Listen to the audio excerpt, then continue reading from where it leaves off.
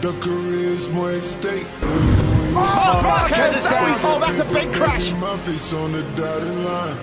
I've been flying out of town for some peace of mind. Unbelievable. It's like Horrible sight for Marc Marquez. That was a monster high side. Let's hope that it's nothing too serious for the world champion. This is the man to beat, the king of the ring. But the big question is, can he do it again today?